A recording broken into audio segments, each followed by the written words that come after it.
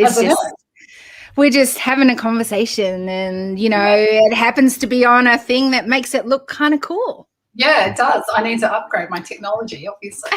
I actually really, I like StreamYard. It's amazing. It means you can, you know, put it out to different groups, and it also goes to YouTube and things like that. So quite handy. So there is a dog behind you. Can you tell me? Yeah, I know. He's gorgeous. His name is Major. He's 9 months old. Yeah, so we got him in COVID, you know, in the pandemic when everyone was getting animals. Yeah. So what's going to be interesting is when borders all open, are there going to be all these dogs in kennels, you know, like in the pound or whatever they call it here? I have no idea. Do you know what? That's actually already happening, unfortunately. No, seriously? Yes. There's a lot of rehoming going on now. Like, oh, it's not suitable for our family. I'm like, wow. Okay, there you go. And that it hasn't even been like, you know, there's still borders closed. The world is not quite opened up to us yet. But anyway, welcome to the decision table, where we have a conversation, and I'm really looking forward to getting to know you better on the table. And, you know, part of the reason we're having these conversations is because I think that it's really easy for us as humans to just look from what we see. Yes. And then maybe even just do what we've always done or thought is the only option, the only way to do it. And so part of us having these conversations on the decision table is to look through different lenses. And I have a theme every time for the month. And this theme, our lens we're looking through is another white paper that I'm going to be writing, which is on the importance, I believe, in exercising the muscle of human intelligence. And so it sounds kind of like, wow, you know, big, and it kind of is, but in the same way, it's as simple as this, that I believe human intelligence is literally the data that we have in our brain. Yes. Okay.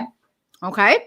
Yeah. And depending what we do with that data, depends what we will get as results, depends what we do, the choices we make. There's a whole lot of things. And really, I'd love to know what you think when you hear that, or does that just kind of freak you out? No, I mean, I agree with that on some level, but I guess from my perspective, I would probably go maybe at a little bit of a different direction. And because, you know, we've got like DNA, we're coded from generations before. So I would say when I think about intelligence, it is that, absolutely, like the things that we've learned and the experiences. But I think we already come coded with a lot of intelligence that was definitely. So here's the cool thing about this is that it's not just the data that you collect from what is involved in now and where you're going, but I talk about decision DNA. So the culture, like you already have DNA within your decision making, within your DNA making.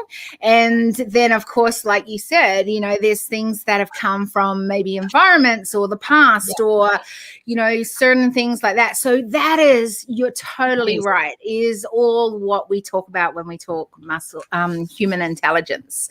And here's the thing, I'm sure there's probably even other things that maybe I haven't even thought of that could be included into that and help to make our data. So just a little background for me is that I love patterns. And so this whole thinking came from the fact that I kind of like to hack things and figure out the most effective way to get to a place or think about it or move and get the fastest results that I can. And so that's where this fascination came out of, was I realized with clients or, you know, with a lot of the partnerships that I do across the world, is that we actually can be way more effective when we're smarter humans making smarter decisions. What do you see? Do you think that humans are making smarter decisions right now? What are you seeing?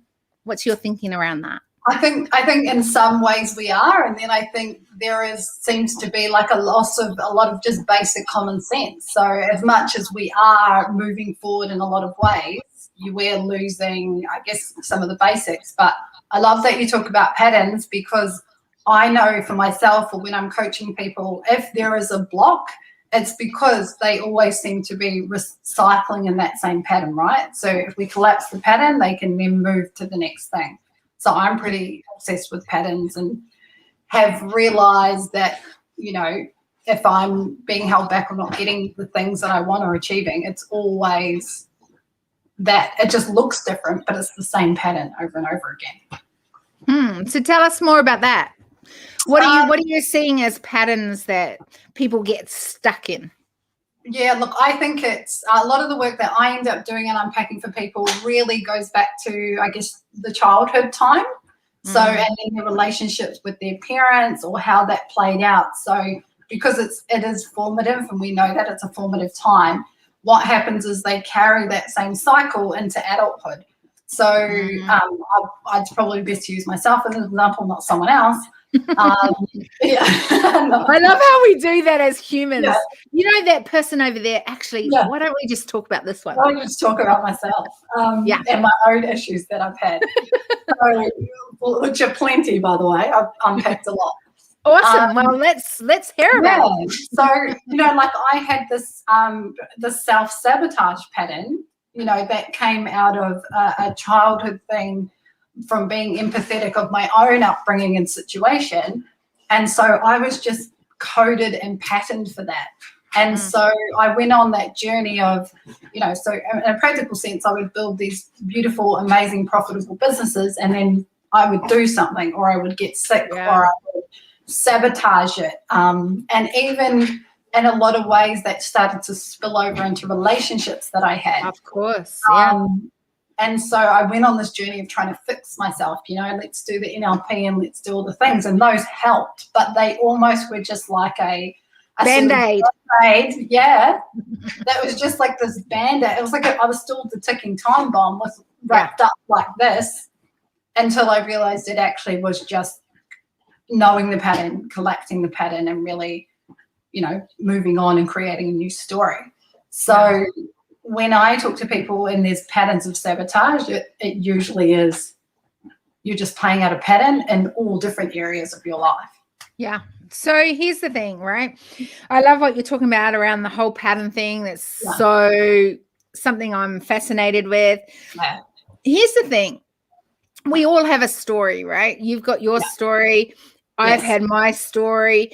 I don't know about you, but my story was very much, you know, I was brought up in an environment right from a very young age where I went in and out of homes, and there were so many different things that happened and helped to create what at one point in my life was quite a broken person. But it was a broken person because I had learnt behaviors from my environment. Yeah. I didn't know what I didn't know. And so I only knew what I had kind of moved in and out of. And there were many, you know, conflicting and confusing, right? Concepts, ideas, things like that. And so when I hit a crossroad, and I remember it really distinctly when I was really probably the early 20s, it literally was like, I remember it very distinctly. So it was about 21. And I remember looking, going, if I continue this way, I'm actually not going to be alive for many, many more years. Like literally, it was so destructive, the life that I had got myself into in that way. Yeah. And I remember thinking, I need to figure out how to disrupt this pattern. Like I literally started doing that because I was that kind of person that became quite analytical and going, okay, so why did they, and I did say they because I worked a lot with young people, and I go, why are they successful and they're not? Yeah. Why? And yet they've had the best upbringing and they're not successful. But these who have had nothing, oh my goodness, look what they're doing now and where they're going. And you know, it was fascinating in that way. And I go, well, how does that work? And what if I could hack that and figure out then, if I'm not going to have this as my story, end up dead, then what would my story look like? What was that moment for you where you sort of realized that patterns and things were something that maybe you could start working towards and figuring it out? Yeah, well, like you were speaking to me, like my childhood was probably on the other end. Like I had a lot of privilege in my childhood, you know, it was lovely family life. I went to very good education schools. You know, and I'm also Māori, so I was in a predominantly white, you know, middle upper school, which was amazing. Yeah, right. Wow. But I saw the same things that you're talking about. You know, how was it that, you know, maybe me and my friends who have, you know, minimal resources or less than resources are still managing to push through and hit these goals? And what is it about people? Yeah. And I think when I was younger, I realized that everyone kind of averages out. Do you know what I mean? And then there are people who do a little bit extra, or what I realized is if I worked on myself and recognized things and moved over blocks, I would move up, whereas everyone else averages out. But I had a lot of pivotal moments, but when I was in high school, and I remember this, it was an awesome moment, but also terrible when I think about it. There was an incident where there were drugs in the school, right? So this is a school. What they actually did was they just took all of the brown girls and assumed that it was us. Yeah. Okay, we were put in a room and it was assumed, and it wasn't us. And we were saying it's not us because, first of all, we all play sports, so we don't really do that anyway. Yeah. And that's what we lived for. And we don't really have the money for that. So it's not us. That's so true. Yeah. We just didn't have the resources for that. It just but we just weren't believed. So I was like, that kind of moment was like, okay, so I don't want to be in that position again. So what are the things that, you know, I can do or develop myself or push myself harder so don't experience that, which is and I've moved past that because it's quite a negative experience to propel yourself from, but it was like one of those, you know, turning points. It's funny because you know, you say it's a negative, and I remember you saying you kind of live on the sunny side of life, right? What I find interesting is that I'm so much sunnier and positive in life when I learn from my I don't even think of it as negative things, but my learning grounds. Like I literally, it's one of those things that, you know, as a young person, I was never allowed to fail. If I did, there were huge consequences. Yeah. I was trying to be that perfect child so that I wouldn't upset people. And so there was always this expectation, whether it was mine or those that were around me, where I felt that I had to be up to a certain level. If not, then I was letting people down. Yeah. So, you know, and this is interesting because when you have things like that, you tend to take it into your latter years. You tend to do things. So like if I move that into the professional world, into business, then I didn't want to fail. I wanted to make sure that before I put anything out, it was always perfect. Yeah. And if anyone that's ever been in business knows, that will hold you back and actually totally limit you to the results that you can. Yeah. Here's the thing. We as humans tend to default back to what we know. Yes. What do you do, or how do you help clients then not to default back and start using that muscle or exercising the muscle? You know, like, so I have my own mentors for myself because I can't mentor myself through the process. I've never been able to, which I will share with you who they are because they're incredible. But we basically unpack the behavior, and then we'll just go back through and ask them a few questions about when they're younger. And a lot of times I can say, can you think of a time when you were younger, and it's as simple as this, that you have the same feelings, or it's triggering you, because your subconscious and your body does the work for you. You can feel it. That's the right thing. If someone has enough awareness around that. And so then we just unpack the pattern from then, and then look at how that has oscillated into their life now. And then just, basic things to let them let go of it. Like, most of the time it was someone else's issue on top of you. It wasn't who you were, and it wasn't something that you did. It was conditioning from everyone else. So giving yourself permission to let go of that story, of everyone else's stuff on top of you, letting that go, and then recreating a new story. But a lot of people don't realize that, one, they don't realize that they are living because they got other people's stuff on them, and so that's how they live. And then the second piece is, people don't really realize that they can rewrite that. So those are the conversations that I'm still having. People are like, what do you mean you can rewrite? I'm like, yeah, you can choose. That's not even really who you are anyway. So who would you like to be? Interesting, because so a lot of my work is very, very similar in the way that the pattern side of it. But here's the thing that I do know, and I've seen constantly with the patterns, is that those that want to choose to do it can rewrite that to a new pattern, and that is a permanent thing. Those that don't necessarily want to choose it but want the change, that's a whole different ball game. What do you see in that case? Look, I think, because I used to feel frustration around that, right? So they'd be like, I want to do it, I want the change, but they ain't doing the change. So I used to feel frustration, or the change takes so long, right? Yes. So 2 years later, 3 years later, I felt like we're still dealing with that same thing. Now, here's the thing. I don't have those people in my world anymore, because I realized they weren't the right people for me to work with. And there's lots of people to work with those.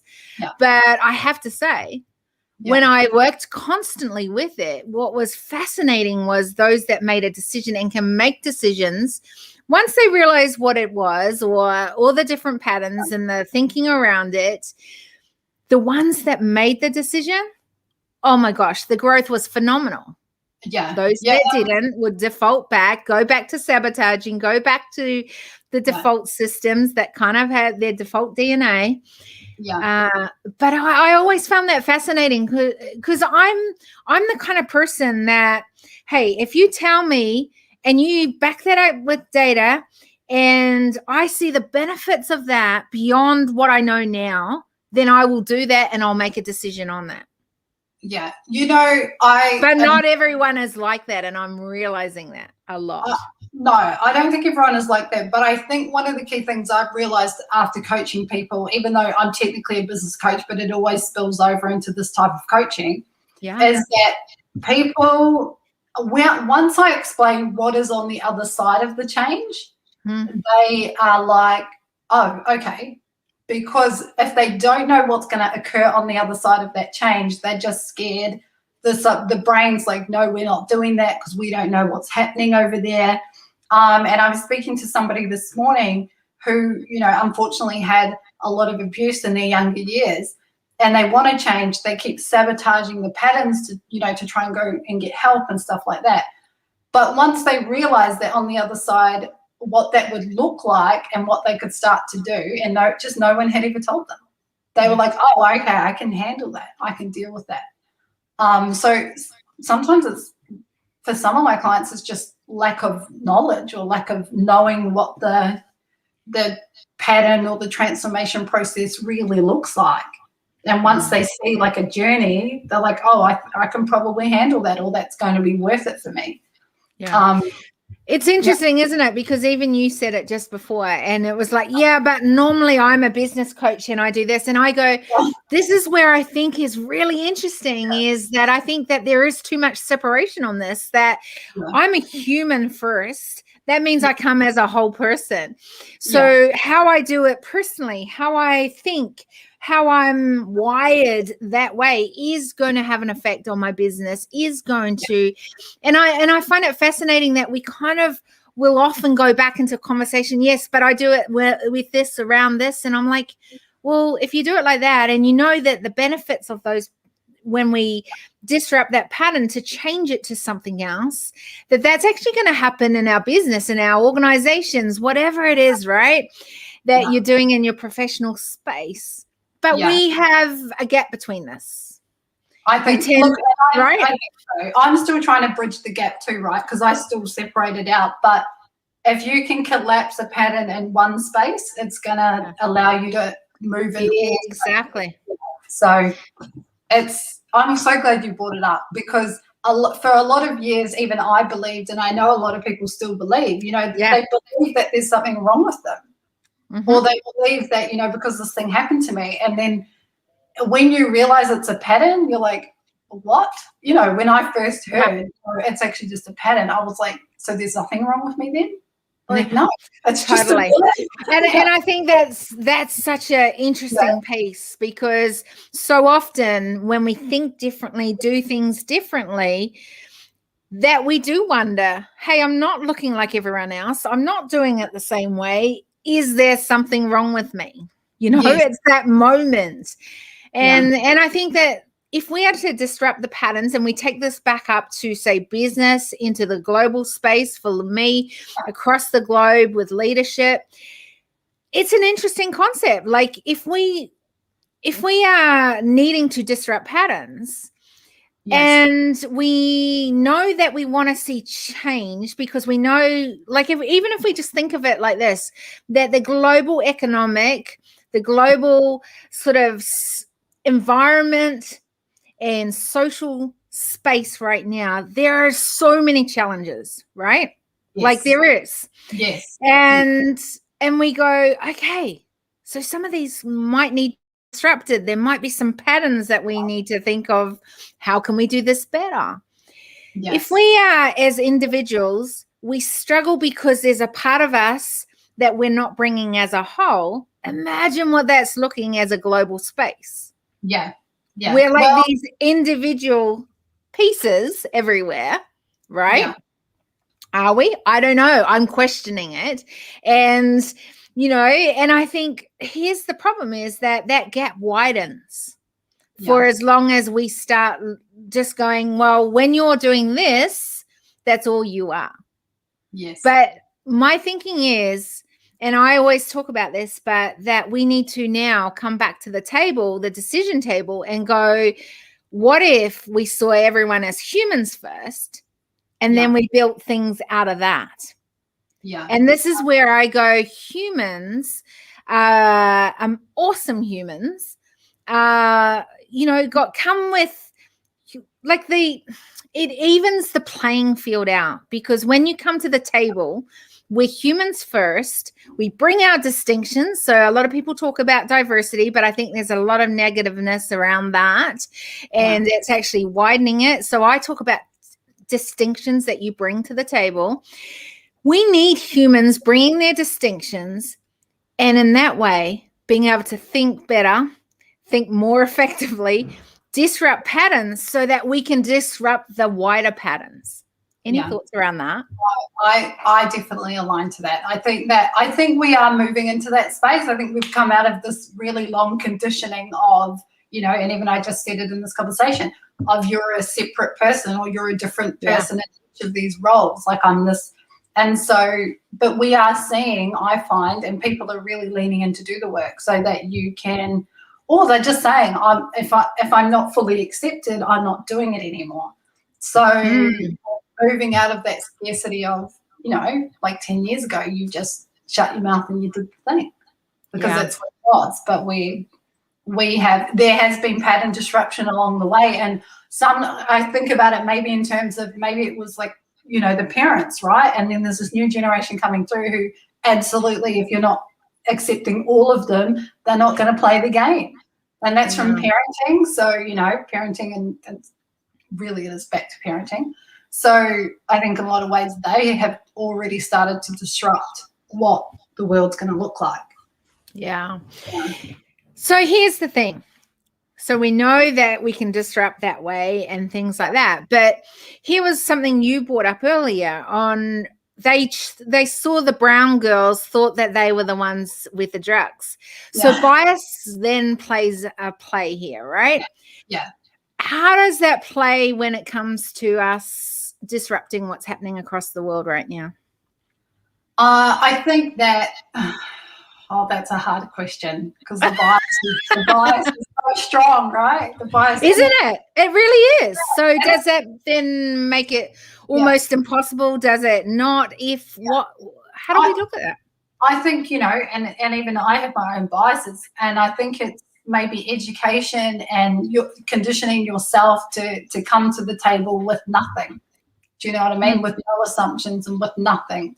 And how do we do that? Come on, how do we do that? Each one of us, we have to put our blinkers on and we go, we haven't looked at anything, heard anything. Yeah, you kind of do. Look, I don't know if you ever will because we are coded in a certain way, but I think if you can, in a lot of ways, if you can just, and we talk about it in business, right? If you can just suspend your bias or your disbelief or your belief long enough to listen, it just naturally happens. So the brain's like throwing out all the biases when you meet someone, but if you can just suspend that long enough to see the human, then the brain recodes itself with that person. It's such a funny thing. Like this is literally bias is such an interesting thing because even this last week, I've been in situations that have actually devastated me, by the way, where people have worked with me for years, seen me in a particular light. Yeah. And because of that, they have they've literally not heard me. Yes. And they definitely never give me a voice at the table. It's really, and I go, have we not grown enough?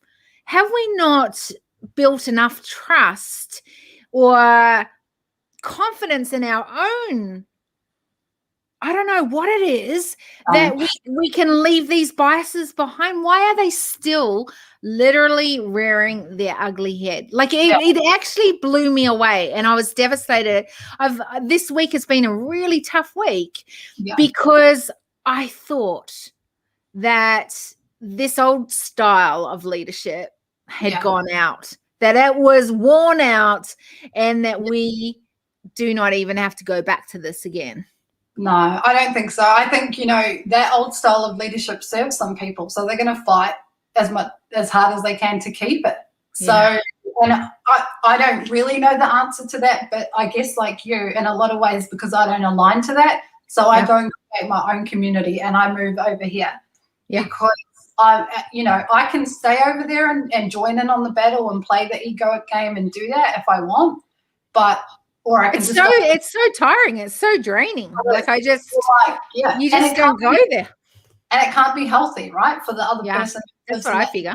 We know that it would have an impact on the body. You're just and they don't need to do it. But so here's the question though, that from that, right, is do you stay in it because you are bigger than that?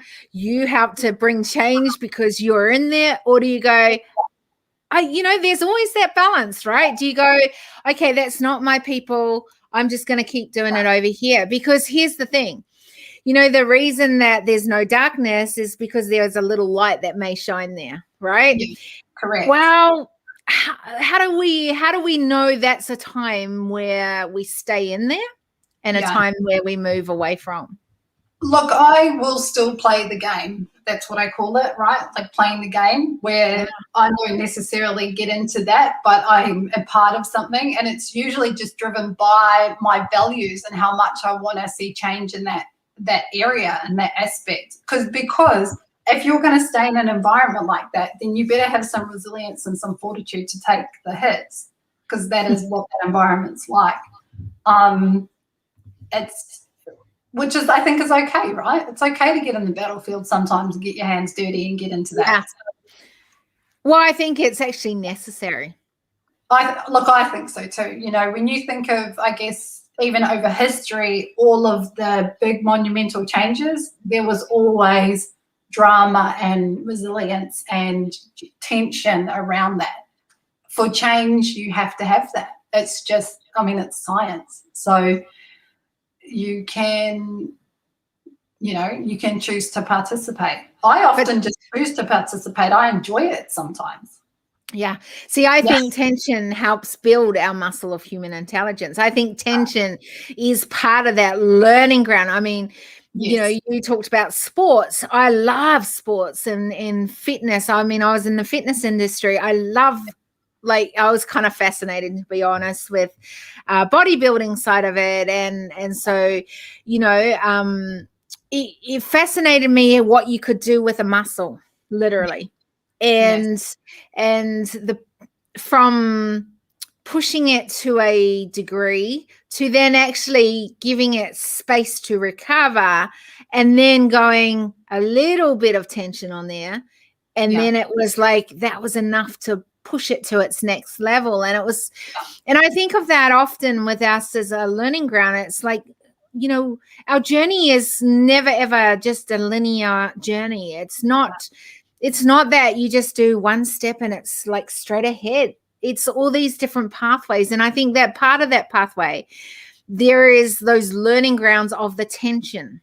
Yes. Where it's pulling and working that muscle. But I don't know that that's healthy to stay in for big chunks of time.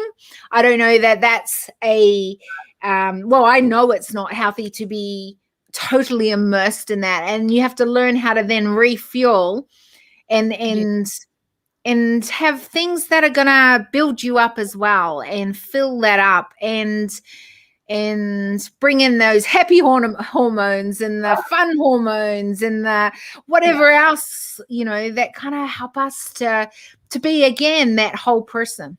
And I think, and I mean, I believe tension is necessary to make change. I think in those difficult situations too, sometimes you just need to stand in it, and I guess stand in your truth, right? Which is what we hear. Sometimes that involves some level of confrontation and just calling people out. So there is, you know, and that in itself, doing that gives you growth and is full of tension. Okay, so how do you like confrontation? How do I like confrontation? What I do is I always give someone the benefit of the doubt, right? Even though it usually is very clear through actions what it is they're doing or their intention or what they're trying to do. Plus, I live on intuition, so I can feel out what's happening. And then I give them as much space as I can, and as much grace as I can for them to, you know, pull back or change direction. But if I feel like it's going too far, or I feel like I'm being not heard, or even on some, like if I'm giving respect and I'm not getting back, I just call out the behavior, not the person. You know, I just say, you know, this. I think that's the distinction, isn't it? That it's not the person, but it's the behavior. I think that was a great way to describe it. Many people, I mean, I think it's just human sort of trait. We don't tend to want to go to something that's maybe confrontational, right? Like we kind of want to go to the positive, the happy space. But I think that, again, it's part of the learning curve is confrontation. I know that you can sort of get past things much faster and grow at a much faster pace when you don't let it build up. But that's actually not always been a natural thing for me to do. As a female, here's real talk. As a female, when you confront, when you call the behavior out, what's been the response from others around you? Look, it's if it's two males, the response tends to be the same, you know. So it's, I'm irrational, you know, it's emotional. They make it emotional because they're just deflecting, even though I've factually called out the behavior. With other women, it is not the same. They don't tend to respond well to confrontation face to face. So they do other things, undermining, those types of behaviors. What would be some of those things? The undermining. Undermining would be to, speak to other people on that circle to pull them on side. It would be yes. And maybe attack the point of view or the project or whatever. And it can even be getting personal. So so if you're going to engage in confrontation, that is the other side of that you have to deal with. It's interesting. Yeah. See, here's the thing. What I find is that males have been unreal. Like, honestly, males are really straight up. So for me, it has been a really easy conversation. And in the majority of males, it actually hasn't been an issue. Yeah. There's the odd one. And again, I think it's more about their biases that have come into play and when it's come to something like that. But I have to tell you, it's the females that I found the hardest. Like, either females love me because I'm very decisive. Yeah. I'm very clear. I don't muck around. I think that we have 24 hours in our day. Let's make them the best 24 hours for everyone. That's going to add value to humans going forward. So I don't put up with things. And that is because I've done that enough in my life and I'm kind of doing catch up and, going, you know what? I want to live every day knowing that I have lived every day humanly possible the best I could, right? Yeah. And so things that maybe I would have put up with in the past, I'm just like, don't need to, don't want to, I'm out of there, whatever. Yeah. But I have to say, it's the females that'll take it to heart. It's the females that'll go, oh, who does she think she is? Yeah. And that upsets me. Yeah, like I do have a theory on this. Tell me the theory. I want to know the theory. I think what's happened to I agree, men are very straight up, so you can get a lot of things done, right? You just say. I love it. I'm a results oriented person, so it's like, bring it on. And then they don't hold grudges. You move on. It's what I have realized over the years with women is women are so conditioned to not even like themselves. Right? Oh, from a very young age, you're just told like you're not good enough, you're not pretty enough, you're not smart enough, like from tiny. Yeah. So then then we become adult women, and how can I accept you as you are if I can't even accept me as I am? And I feel like that's a big part of it. And so if I've done my work so I can stand in my power and like hold space for other people and appreciate them. Even if I don't see eye to eye, I can still appreciate them. But there was a lot of work that had to happen to get over the conditioning of you're not good enough, you're not. It's like women start with that default and they probably don't even know, right? Or maybe they do know, but they don't realize how much it impacts their relationships with other women. Wow. I like that theory. I'm pretty close to that theory. Having heard that theory as well. You've done your own work, so you can hold space for other great women and appreciate them, even if you don't agree with them, or you make totally. And that's whether it's women or males or whatever. Like I literally, I hold space because my whole thing is I want to give voice to humanity because I think that, it's one of the reasons I hate with absolute hate, and I don't really hate anything, is human trafficking. Yes. Is because I think it's the ultimate place where humans have had their rights taken away and their voice taken away. And, to me, that is the worst thing another human could do to another human. Yes, definitely. And here's the thing.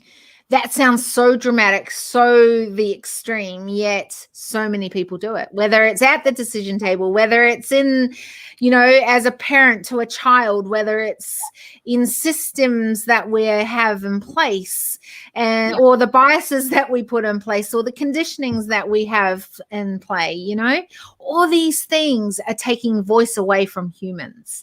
Yes. And even though I may not agree with the other person, I always want to be able to give platform so that there is a space for someone to have their voice.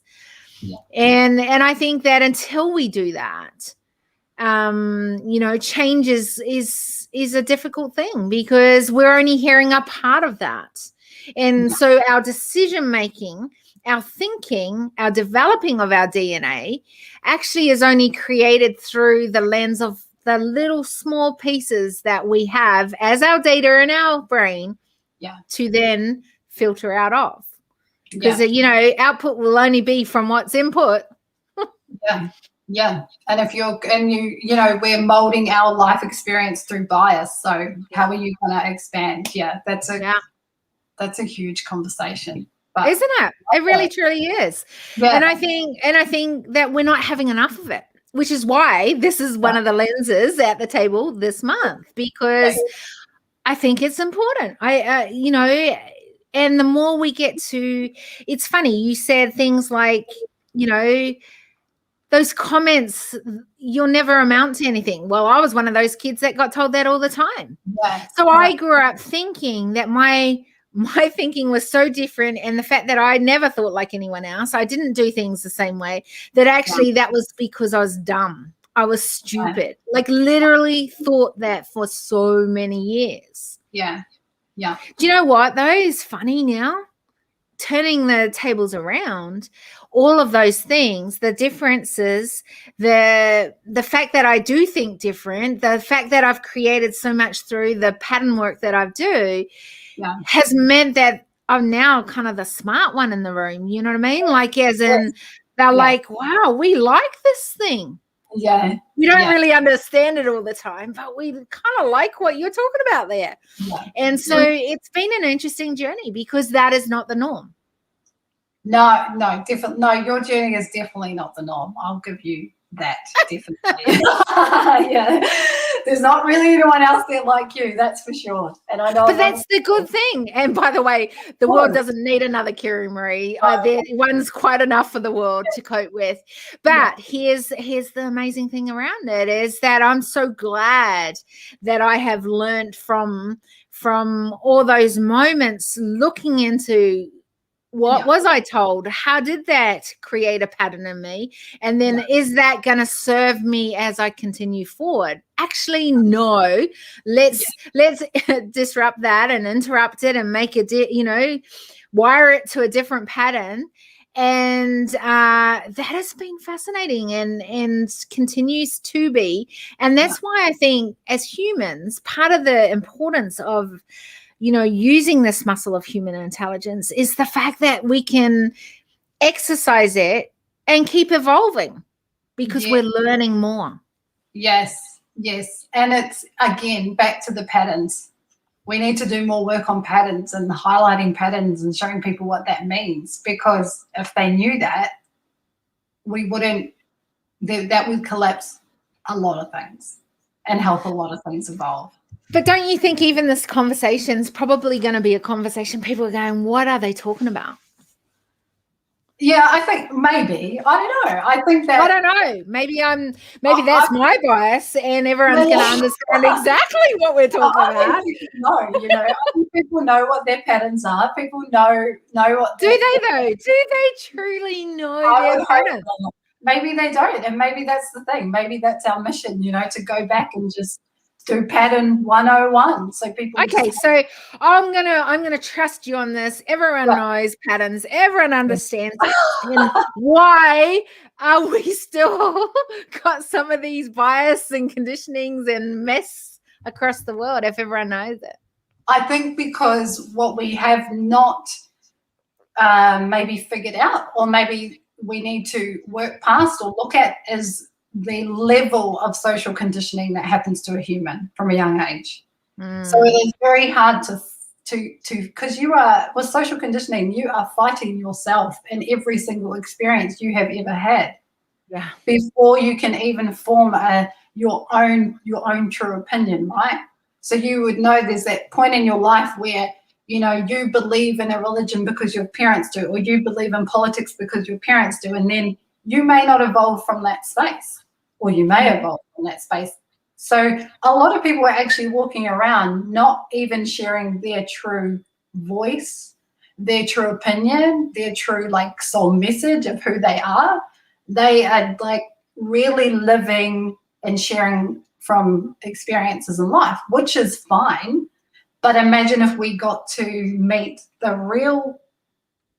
But see, here, this is where I would go back to it, going, is it because they don't even know that that's a pattern, that they don't even know that that's even something that is, like, I always go back to, I studied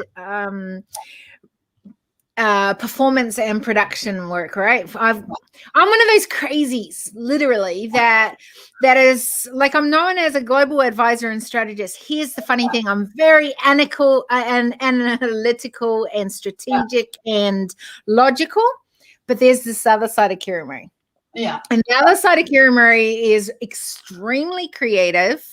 Yes. And very innovative design. I love all of that, like, literally.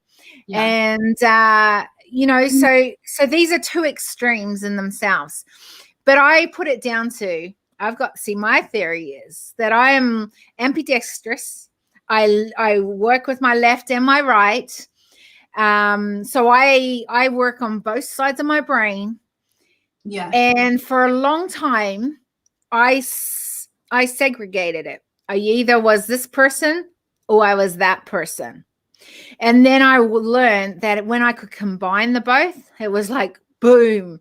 Yeah. And that kind of became my genius zone, right? Yeah. But it was not something that I saw others do necessarily. And I hadn't met someone so crazy as I had, you know, like myself. And so I kind of had to learn how to do that. So I then learned, when I start talking about things, I have to bring it back to really simple terms. Yeah. So the reason I started telling that story was I learned production. And so one of the things in production is you learn about leads with sound, you know, putting in the soundboard. And if you have that lead in the wrong place, oh my gosh, the reverb, the feedback, the whatever, no sound coming out of that, whatever it is, right? It's pretty hideous. You put those leads in the right place, the sound is beautiful, and the show must and will go on. Yeah. Here's the thing. I think our brain's like that. Often that there's been patterns that we've had leads and we've put them into these brain cells, and that has kept the behaviors and then the results that we've bought. When you learn that those patterns can actually change, when you can move those leads, just stick it into another one. Yes. And then get a different behavior and actually get the result you want. Well, here's the thing. You have to kind of know what those patterns are to be able to shift those leads to then put them in the right place. I'm not convinced. Even after this conversation, I'm still not convinced that people know what those patterns are, or even want to know what those patterns are, because the pain or the work that might need to go into it to have to shift it out because it's been jammed in there for so long to put it in.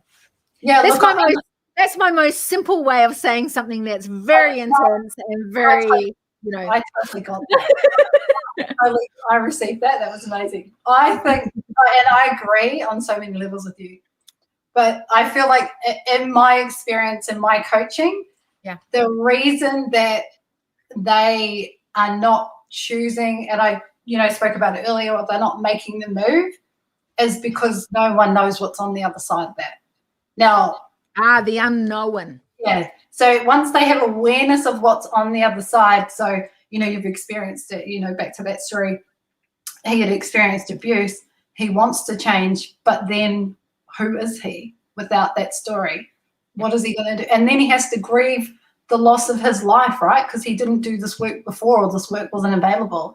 Yeah. Not knowing what that looks like, and then subjecting yourself to potentially more angst and pain, and that's a hard thing to look at. So I think, one, there's not enough sharing and knowledge of the other side of things, and not everyone's like us. Like, I'm just assuming, but like, I'm that person, I'm just like throwing myself off the cliff. I've always been like that, and I'll just figure it out.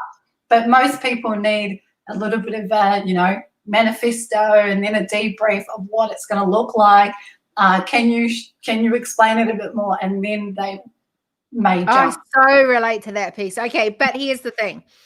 I don't know about you, but the pathway ahead is pretty uncertain right now. There are so many things happening, so much that could happen, might not happen, maybe. Yeah. So there's lots of uncertainty. Yeah. And it's not necessarily proven, which is why I think as leadership, as leaders going forward, that we should continue to evolve. And that's part of what the new approach, what I believe is the new approach to leadership, is that it's actually not about the proven ways to be a leader and these principles, but it's actually about the fact that if we use different lenses, we can continue to evolve because we're asking different questions. We're willing to learn as we continue to move along and shift the dial forward. I don't know. Yeah, no, look, and I agree. And I will use the diversity word, although I think you used a different one. But distinctions, distinctions, we do need to do that. You do need to push yourself outside of your zone to get a better result. It just is what it is. Because if you just continue in your same circle, you just get the same thing different day. So, how do you do that? I actively seek out mentors of all different, even people that I wouldn't necessarily align to as people. Yeah. Just as long as they're different, they might have a different perspective, because there's always going to be something I'm going to learn. So I'm pretty active about seeking out various diverse mentorship and being, I'll just take, what I can get and learn what I can do. So I always encourage people to do that, especially if they're like, oh, I just seem to keep cycling and I'm not moving forward. I'm like, well, maybe do something different. Yeah, maybe do something different, or work with somebody really different to you, or, so I actively do that. But I think in terms of the uncertainty on a global scale, I see that. I see the angst and I see the tension, and I see like everyone's like, what the hell is going on? What's going to happen to us type thing. But I think it's pushed people to go inward, to center more, right? It's pushed people into a position where they have to find resilience and security and their own safety within themselves, where for so long we've hung our security and safety net on jobs, or whatever, or our role as a parent, or wherever we get money, or our parents. External security. This is the first. That's all been taken away, and this is the first time everyone's had to actually go within and try and find that. Yeah. What if people want help with that? Want to know more about you? How do they find out about you? Well, you can find me under my name. Well, if you would like to have more of a conversation on that. Yeah. Thank you. You're very welcome. Hey, here's the cool thing. I ask this of everyone that comes on here, but I think that, one of the reasons we have this is so that we do create awareness. And I love the fact that we've talked all things patterns. Yes. And we've gone down lots of rabbit holes to do with that. But it's definitely part of the way of increasing the muscle of human intelligence is when you can really disrupt some of those patterns that are not adding value to you, that are not going to be beneficial for changing that old story to a new story. It's going to keep you in those spaces where you sabotage, where you don't want to be confronting some of those challenges. In fact, you run away from them. Yeah. And I think, this has been awesome that we can, just actually enjoyed talking about patterns. I don't get to talk about patterns very much. You don't? I love patterns. So now you can message me about patterns. I can also add one more thing that I think is really important for people to hear and it relates to patterns really strongly. There is actually nothing wrong with you as a person. Yeah. When you understand patterns, or when you start to look at your patterns, you actually realize you are fine. Yeah. It's just that you're playing out a pattern, and that people are so hard on themselves and beat themselves up and really can start to destroy who they are because of a pattern. It really is that simple. So we are promoters of the pattern for that reason. Yeah, I love that. So the question I want to ask you is, because we have created an awareness around patterns. We've definitely talked about many things, all things patterns. What have you taken from our conversation? I have been glad to find someone who champions patterns as much as I do, because it's very rare. I think the other thing is that, it does highlight that there's still a lot of work to do, and especially around biases, and trying to suspend our bias long enough to help each other and collaborate as humans, and really get back to, like you said, just seeing the human, not all the other things. It's made me passionate, to have the conversation and still see that there is a gap. There really still is a gap. I don't know the answer to that, but that's why we're here.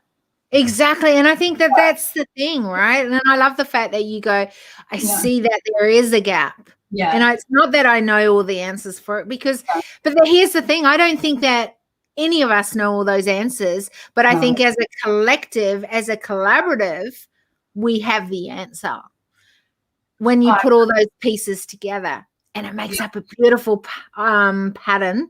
And then we get that result that we want at the table. The answer is floating out there. We just need to all come to the table. It's out there. Because it's like that.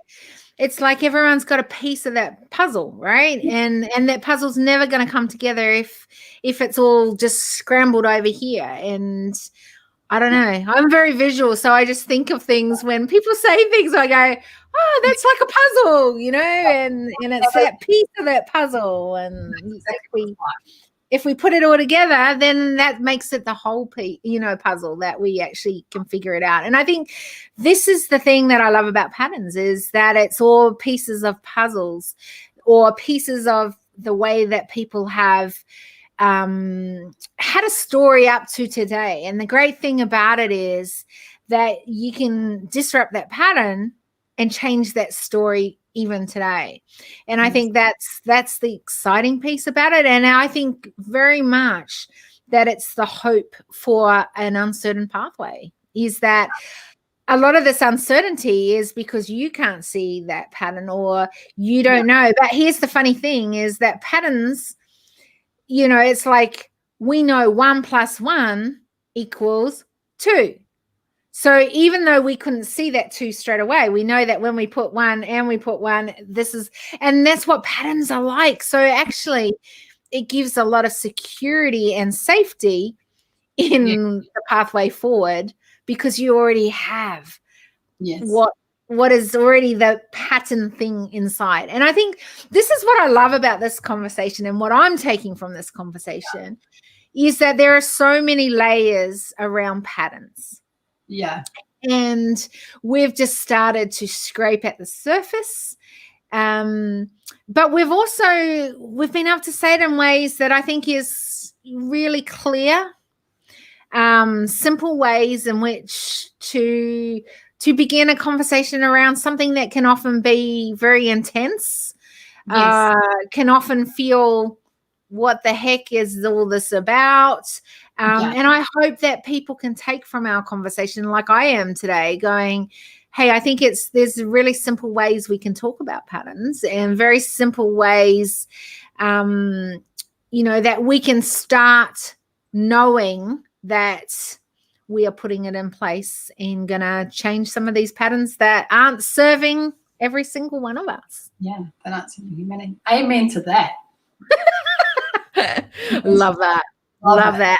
Okay, so here's the thing. If you were leaving people, because we're going to finish the broadcast very soon, but if you are leaving people with something, what is it that you're wanting them to really remember? Or maybe it's something different. Yeah, it really is the same. Like, I just want people to know that there really just is nothing wrong with you. That most of the time your angst and your anxiety and your doubt and fear about yourself is really from experiences, and usually from other people. And that if you knew that, and you could listen to me say that to you and really embody that, you would, you know, be able to start your own healing journey. I think people beat themselves up so much and punish themselves when there are really, you know, if you knew that information, you wouldn't do that. And then you would be able to start, you know, going on your path and finding out who you really are and who you want to be in the world and really expressing all of who you are. That's okay. So then I have to ask you a question. Oh my God. Okay. Because you've done this work. Yeah. Because you've done a lot of work to get yourself to where you are. What are you doing today that you wouldn't have done if you'd kept some of those patterns or a pattern or something the same? Look, I wouldn't be able to help people go through a healing journey. I wouldn't be able to do that. I wouldn't be making as much money as I am. I would be part of, you know, some organizations that I'm part of. I think also the biggest change for me, which this is what I really want for other people, is going through this journey has meant that I can now fully express my voice and who I am without being worried about what other people say, or just really living in the truth of who I am and being okay with it. And so anything that I'm trying to do in the world, that really is what it comes down to. Wow. Well, thank you for being an amazing, awesome human that is sharing her voice. What a beautiful voice. I love the fact that you've done this hard work so that you can turn up and be the person that you are today. So thank you for putting in the hard work, because I know there are definite moments that you have to work very, very hard to disrupt patterns that have really been ingrained in us as humans. So thank you for doing the hard work. Thank you for what you are doing across, you know, in your sphere of influence. And thank you for being here today and sharing just your insights around all things patterns. Yeah, thank you for having me. It was an honor. Thank you. No, it's a privilege to have you here. And, you know, we could have kept talking for hours and hours about patterns. So we're going to keep talking in the DMs about patterns. Okay, perfect. Sounds good. All right, I'm going to end this broadcast, but thank you, and thank you to those that are listening here and those that listen to the replay, and make sure that you know, you really take on board some of the droplets of wisdom that have been brought to the table today. Share it, love it, and we look forward to seeing you here again on the decision table. So I'm going to end this broadcast, but don't you go away anywhere yet, Candice. Yeah. All right. Bye, everyone. Bye, everyone.